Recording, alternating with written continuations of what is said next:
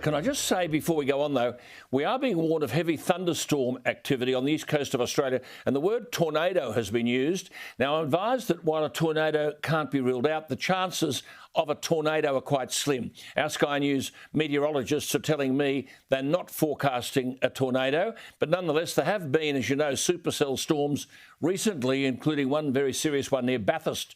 We are told that Thursday, tomorrow, will be a, quote, really explosive day for thunderstorms in parts of the nation's east. So be prepared. However, there is a metaphorical thunderstorm which is forecast to endure at the Bowser when you fill up your car with petrol.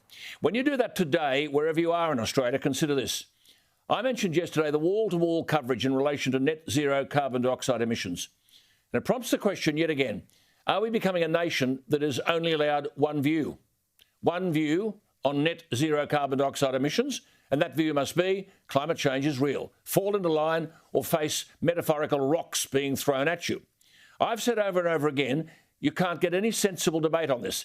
The National Party are now fighting to protect jobs, not only in mining but in agriculture. Remember, this is about a 100% reduction in carbon dioxide emissions, which I might add, carbon dioxide emissions are 0.04% of the atmosphere worldwide. Only 2 years ago in the federal election, I've said this many times, Prime Minister Morrison stridently attacked Labor's 45% emissions reduction target. Remember what he said? It could cost 336,000 jobs, 45%. It would cost the economy $472 billion, 45% reduction, not 100%.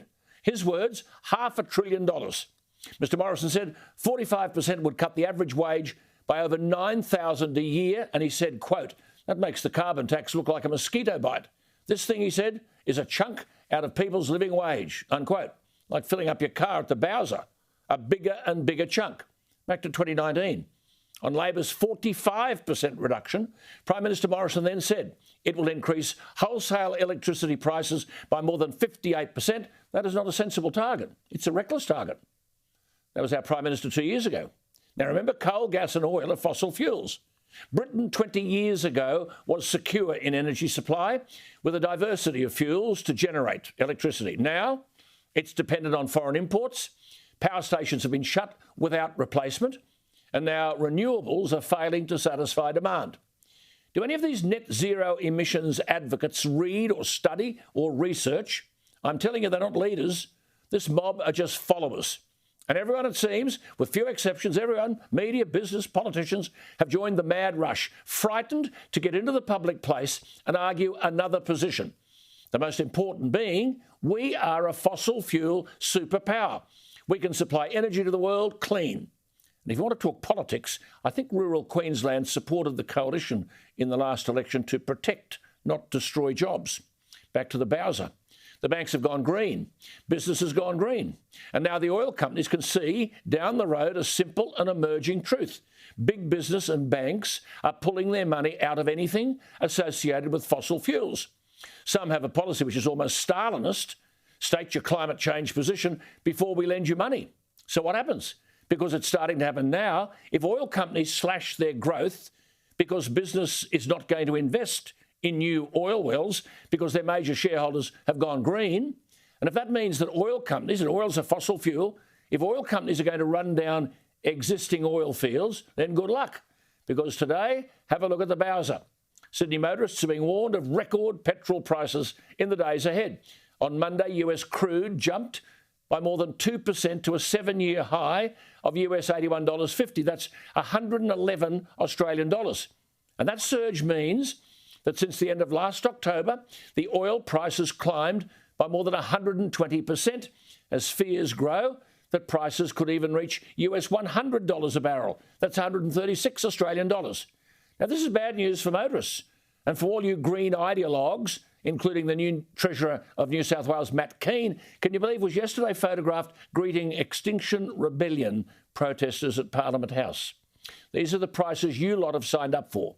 We're going to see record prices in Sydney, and there have already been record prices in Perth and Brisbane. This is the climate agenda at work, the Greta Thunberg vision, articulated by the Davos mob. According to Lurion de Mello, a senior lecturer in finance at Macquarie University, Australia's rising fuel prices are a consequence of global factors, including an unseasonal lack of wind in the UK, which meant renewable power production was far lower than normal, and oil companies slashing their growth because business won't invest in new oil wells because their major shareholders have gone green. And oil companies today are running down existing oil fields. Economics lesson 1, less supply, higher price. But we've got climate zealots in Canberra and in Macquarie Street who tell us wind turbines will save the day.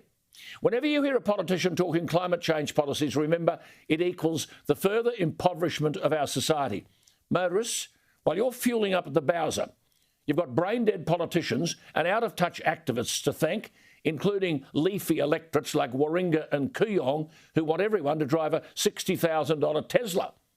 This agenda is hiking up the cost of living for hard-working Australians. But, word today, Prime Minister Morrison will be heading to Glasgow. Hopefully someone has the guts to give him a brief on Britain, because people today are terrified of uttering anything that casts doubt on net zero emissions. In Britain, petrol prices are at an 8-year high. Gas prices are rising steeply. Simple. A shortage of oil supplies, and of course the wind wasn't blowing. Some are saying while they might be able to enjoy Christmas turkey this British winter, the way things are going, they'll be eating it in the dark. Or as one letter writer to London's Telegraph newspaper has said today, and I quote, "Our government appears hell-bent on dragging us into a future of mass unemployment, lower living standards and an altogether poorer nation," unquote. Someone has to ask Australians, is this a world we're prepared to enter?